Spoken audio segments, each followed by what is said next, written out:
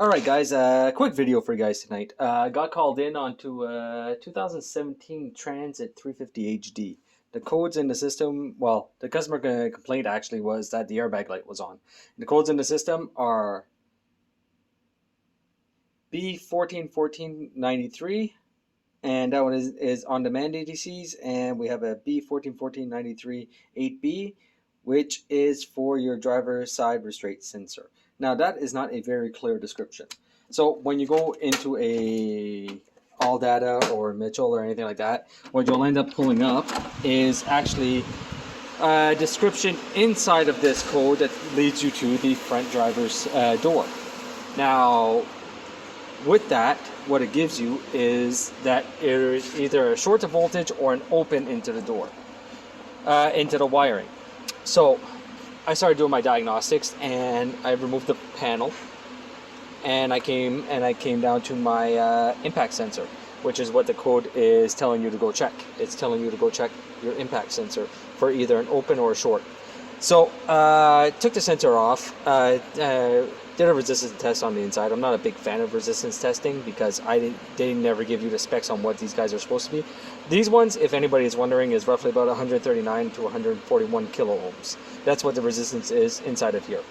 So after that, I went to the wiring diagram. I don't have the wiring diagram with me. I used my phone. But basically, this white-orange wire down here, that one is your return feed.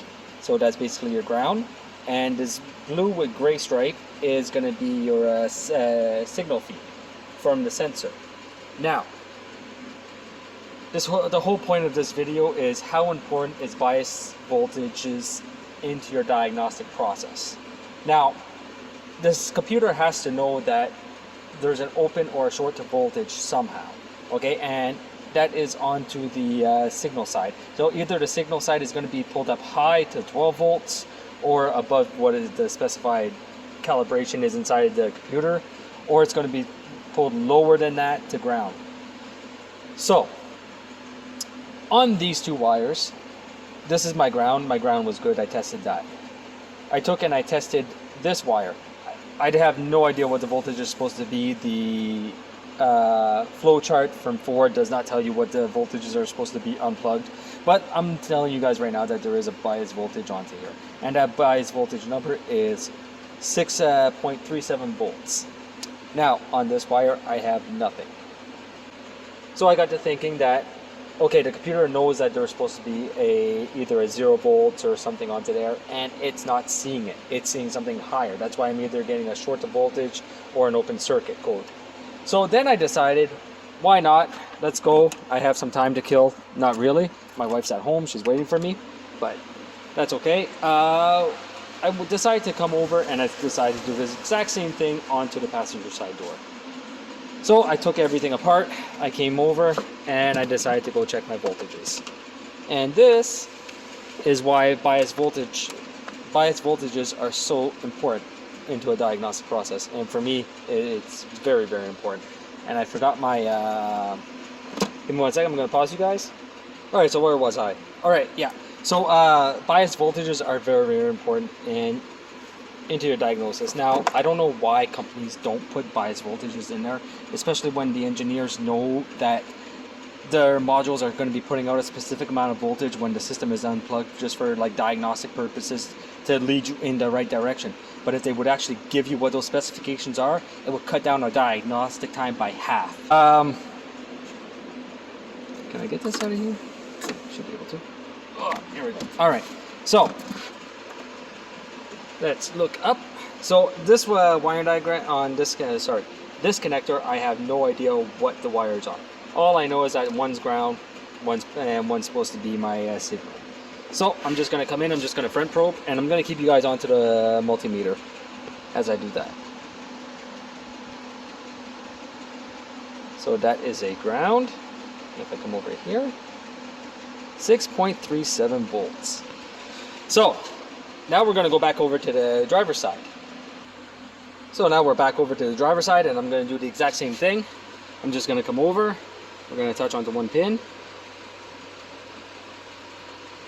I'll bring you guys over. I'm not shoving that in there, but as you can see, nothing. And if I come over onto the other side, I have nothing. So if I would have seen 12 volts, I would have led more towards a shorter voltage. If stuck to ground, either an open or a, well, 0 volts I should say, either an open or a defective sensor. So, but knowing now that that bias voltage is supposed to be on there at 6.37 volts, I decided to just come up and remove the door harness loom. And guess what I found? A broken wire. Now I'm just gonna try to see if I can't touch this guy. I haven't done this yet, so it'll be interesting to see if it actually reads.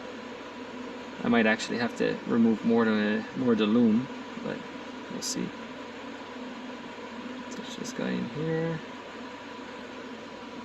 Give me 1 second, I'm gonna pause you guys. So sorry about that. Okay, so I just added a little piercing probe in there and just connect it on. And what voltage do we see there, guys? 6.37 volts. So how important is bias voltaging into your testing? Now, bias voltages are onto almost every single sensor onto modern vehicles. There's some type of voltage on there that the computer is using in order to perform a self-diagnosis on if there's an actual issue onto the vehicle. Now, what those voltages are, like I said, the manufacturers aren't just putting them in there, which to me is nonsense. They should really wake up and be like, okay, we should really put this into our surface data for our technicians. It would make everything a lot faster. So anyway, took me about 10 minutes to remove this door panel, do a little bit of testing. Same thing over there, about 10 minutes. So I'm 20 minutes plus time to get here. I'm about 45 minutes total. 45 minutes, broken wire, gonna fix this issue.